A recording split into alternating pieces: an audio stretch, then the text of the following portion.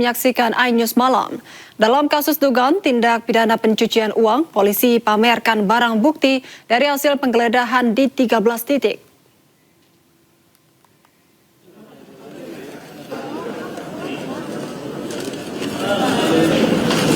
Pada kasus dugaan pencucian uang ini, polisi sudah memeriksa 15 saksi dan belum menetapkan tersangka. Selain itu, polisi pamerkan tumpukan uang tunai dalam pecahan rupiah, dolar Amerika Serikat, dan dolar Singapura. Barang bukti berupa emas batangan juga turut dipajang. Emas seberat 74 kg sebelumnya disita dari rumah Jampitsus Febri Adriansyah di kawasan Sentul, Bogor. Selain tumpukan batangan emas, tampak dipajang belasan kotak kontainer berisi berbagai barang bukti, termasuk 2 buah layar komputer. Dalam proses penyidikan yang dilakukan, beberapa langkah sudah dilakukan terkait tentang pemeriksaan saksi-saksi, penggeledahan, penyitaan barang bukti, serta melakukan pendalaman dokumen transaksi keuangan dan barang bukti elektronik. Pada kesempatan ini sudah dilakukan penggeledahan sebanyak 12 TKP, di mana dengan hasil kami sampaikan yang pertama, lokasi kediaman rumah Parahyangan Golf nomor 2 Babakan Madang, Bogor, Kabupaten. Dengan hasil 74 kg emas batangan yang seperti rekan-rekan lihat di depan, 4.767.300 US dollar, 14.083.800 Singapura dolar, serta 100 juta rupiah dan barang bukti 2 bingkai foto keluarga. Barang bukti pada TKP, lokasi penggeledahan koin money changer dengan uang rupiah 4.462.365.000 rupiah, 84.356 United States dollar ataupun USD, 17.595 real Saudi, 83.394 Singapura dolar, 33.100 baht Thailand, 4.020 falas Turki, 1.223 yuan, 152.000 yen, 212 ringgit, 1.600 rupiah, 640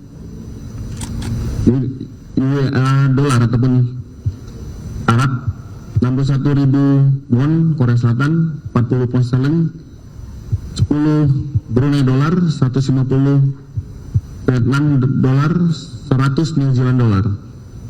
Termasuk dari lokasi yang dilaksanakan penggeledahan, yaitu lokasi Cafe The Clan di wilayah Kipete, 3.130.000 Singapura dolar, 889.965 USD, serta uang rupiah sebanyak 259.159.000 rupiah. Dan salah satu di TKP lagi, rumah di daerah Cilandak, Jakarta Selatan, ditemukan 520 juta rupiah dan 133.000 US dollar. Dari hasil yang ditemukan, termasuk 15 saksi saat ini yang sudah dimintai keterangan, maka penyidik melakukan langkah-langkah pendalaman terkait tentang dugaan tindak pidana korupsi, baik itu suap, gratifikasi, dan pencucian uang. Kami sampaikan, kami akan menyampaikan untuk tersangka di dalam perkara ini di tahap berikutnya. Saat sekarang teman-teman penyidik masih melakukan pendalaman. Kita sama-sama menghormati, memberi ruang kepada teman-teman penyidik untuk menyelesaikan tugasnya secara komprehensif dan paripurna. Ini akan kami sampaikan kepada teman-teman sekalian dalam waktu yang dekat. Sebelumnya, Jampitsus Febri Adriansyah akui rumah di Sentul yang digeledah Kortas Tipikor Polri adalah rumah pribadinya. Namun Febri membantah pemilik kafe di Cipete yang digeledah polisi. Nah, benar loh. Yang tahu. Dalam penggeledahan rumah di Sentul, polisi menemukan uang ratusan miliar rupiah dan emas 74 kg. Jampitsus Febri Adriansyah menyebut seluruh uang dan emas tersebut ada pemiliknya. Namun Jampitsus tidak merinci siapa pemilik uang dan emas tersebut. Tetapi ia meyakinkan bisa menjelaskan tentang uang dan emas tersebut. Namun Jampitsus Febri membantah kepemilikan Cafe The Clown yang juga digeledah polisi. Jampitsus Febri Adriansyah memastikan seluruh tugas termasuk penanganan perkara di Kejaksaan Agung tetap berjalan sesuai SOP. Kedua tentang rumah Sentul, ya, itu memang rumah pribadi Jampitsus yang sudah sejak lama. Itu bisa dilihat bagaimana proses kepemilikan sejak awal, ya. Dan mengenai uang tadi kan sudah saya jelaskan yang ditemukan, bahwa itu ada pemilik, ya, bahwa itu ada kegiatan, ada orang-orang juga terima kegiatan, itu bisa juga ditanya, kemudian juga ada beberapa kegiatan bangunan yang bisa dicek. Semua kami yakin dapat dipertanggungjawabkan dengan benar, tetapi tentunya tidak melalui forum seperti ini. Di Karawang, Jawa Barat, langkah ini menjadi wujud nyata untuk kemandirian dan ketahanan energi nasional.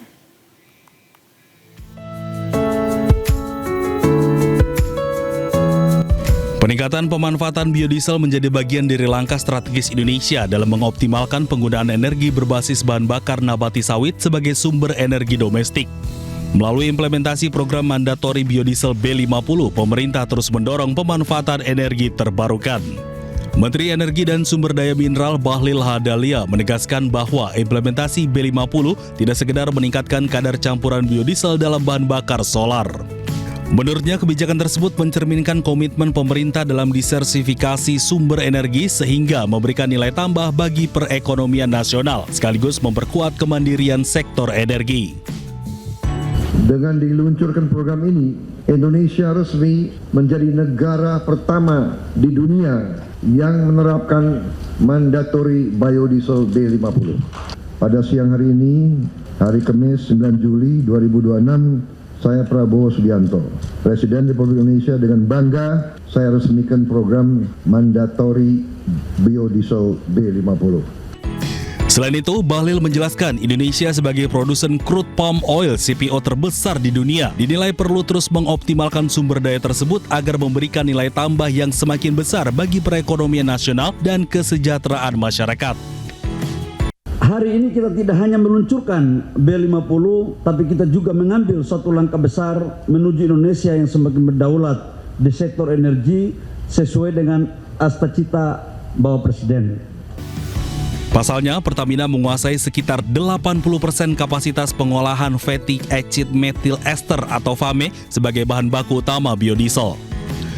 Program ini diharapkan mampu meningkatkan nilai tambah komoditas nasional, memperkuat daya saing industri dalam negeri, mendukung kesejahteraan petani kelapa sawit, menciptakan lapangan kerja, mengurangi emisi gas rumah kaca, serta menekan ketergantungan terhadap impor bahan bakar minyak. Dari Karawang, Jawa Barat, Anissa Rizkia Damarwi Caksono,